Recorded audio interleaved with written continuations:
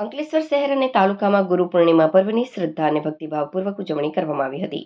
શહેરના વિવિધ આશ્રમો અને મંદિરોમાં વહેલી સવારથી જ ભાવિક ભક્તોનું મહેરામણ ઉમટી પડ્યું હતું અને વિવિધ ધાર્મિક કાર્યક્રમો યોજાયા હતા.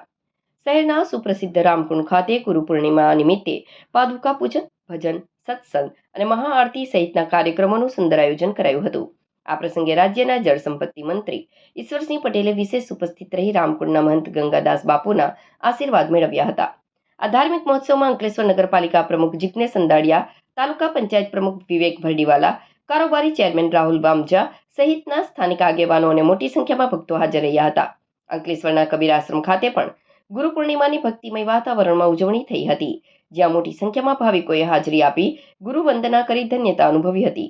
આ ઉપરાંત અંકલેશ્વરના જૂના દીવા ગામે આવેલા ઐતિહાસિક ભાતીજી મંદિરે પણ ગુરુ પૂર્ણિમા પર્વ ઉજવાયો હતો. અહીં પાદુકા પૂજન, ભજન અને મહાઆરતીના આયોજનમાં સમગ્ર પંથકના ભક્તો ગુરુ ભક્તિમાં લીન બન્યા હતા.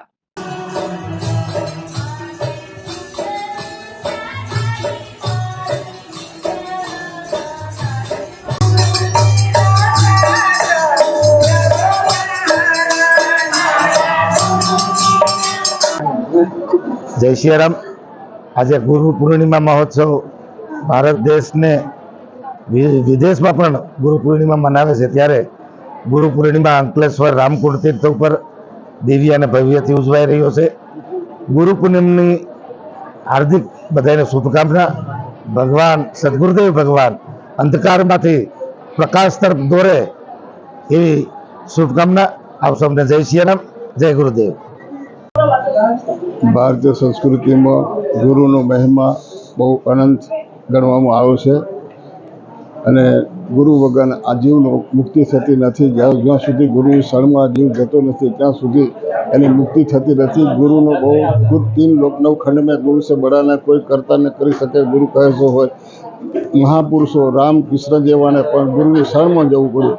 રામ કૃષ્ણ સે કો બડા ઉન્હું તો ગુરુ તીન લોક કે વેદ ઘડી ગુરુ આગે હતી. બધાને ગુરુના શરણમાં જઈને અને જ્ઞાન લઈને ગુરુ માને અંધકારને રૂ માને પ્રકાશ. ગુરુ આપણા જીવનમાં પ્રકાશ કરી આપણા અંદરમાં જે નાના પ્રકારનો અંધકાર છે એને દૂર કરી જ્ઞાનરૂપી દીપક આપણા અંદરમાં પ્રગટ કરે છે અને આપણને મુક્તિને ગતિને પ્રાપ્ત કરાવે છે. એવું આ સદગુરુ કબીર સાહેબ, ગુરુ ગોવિંદ દોનો ખડે દોનો કિસકો લાગુ પાય, બલિહારી ગુરુદેવ की जिन गोविंद दियो बताए कि गुरु અને સદગુરુ અને ભગવાન જો સાથે હોય તો કબીર સાહેબ કે મેં પગે કોને લાગુ, પહેલાં મેં મારા ગુરુને લાગુ. કારણ કે ગુરુ આપણને એ માર્ગ દેખાડે છે અને એના થકી આપણે પરમાત્માની અનુભૂતિ કરીએ છીએ જીવનમાં. તો એટલા માટે ગુરુનો મહિમા બહુ અપરંપાર છે.